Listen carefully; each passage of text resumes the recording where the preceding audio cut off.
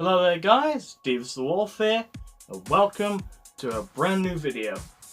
So after being in the furry fandom for going on 6 years now, been here since like 2013, I have obviously seen a pattern, or at least some sort of differences between certain groups of furries.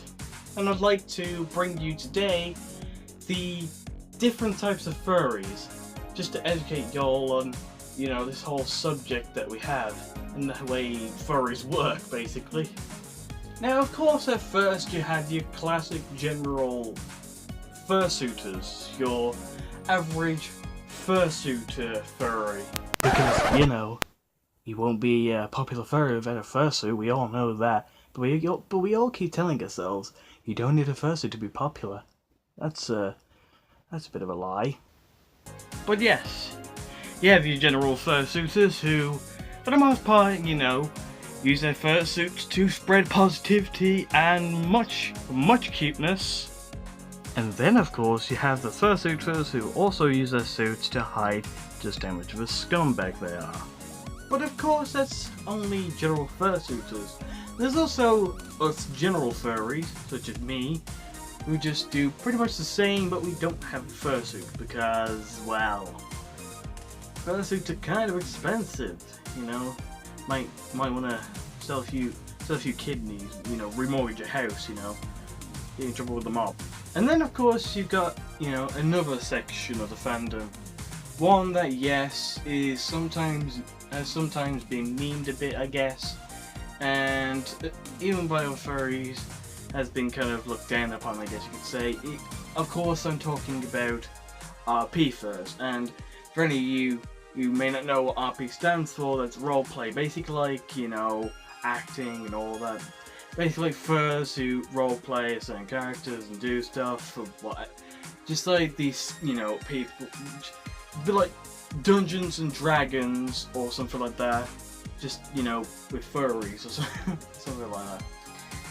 And you'd be wondering, oh, why is it looked down upon?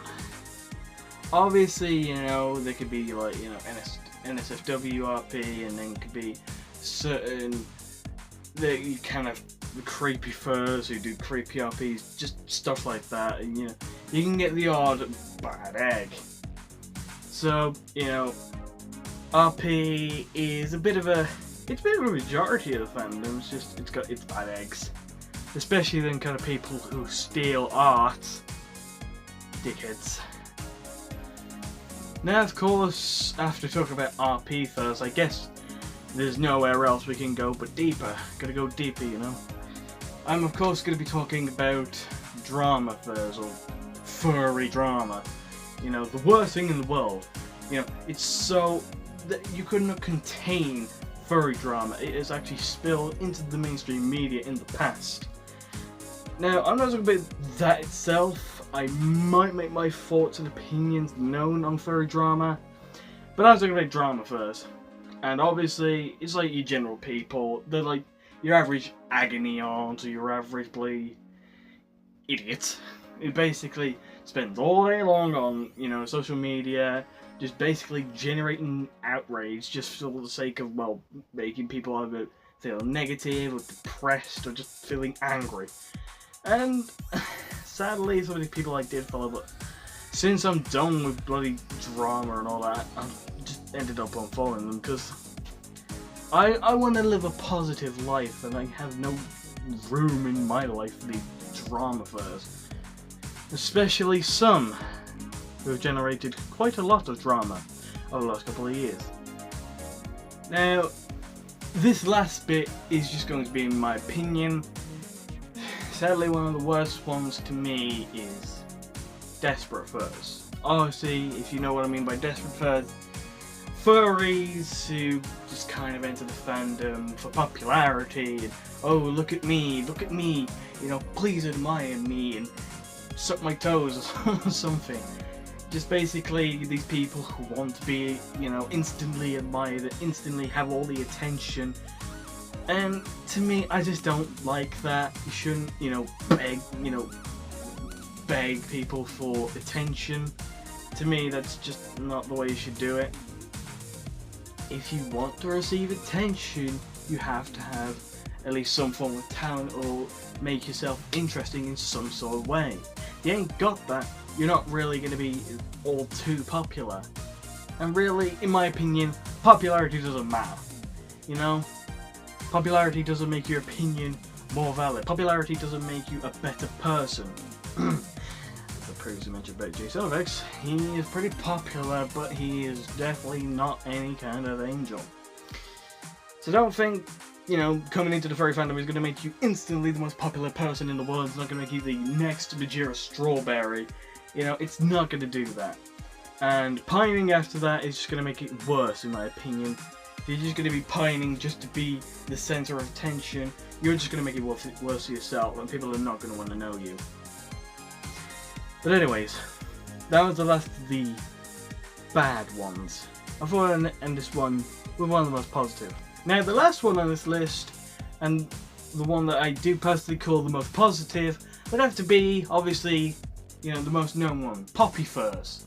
You know, basically the furry fandom's version of celebrities, you know.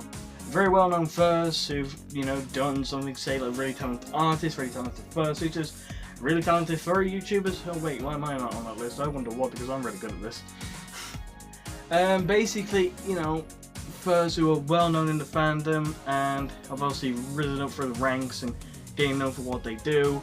And, you know, they're like, not that overlords, this isn't some kind of weird 1984 kind of stuff, but like, you know, they're some of the biggest names in the fandom.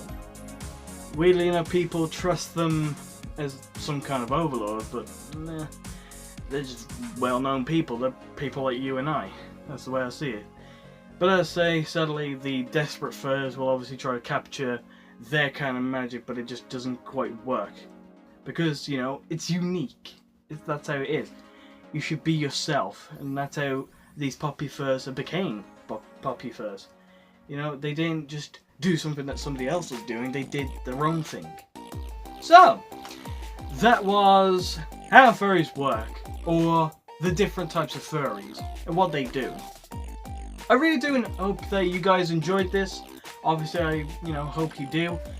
If you did, I would really appreciate it if you leave a like.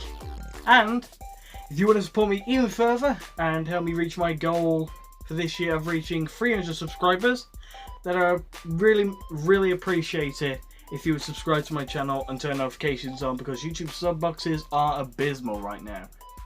Anyways, I hope you have a lovely day. I hope you have a lovely week too. And, as always, Divas out.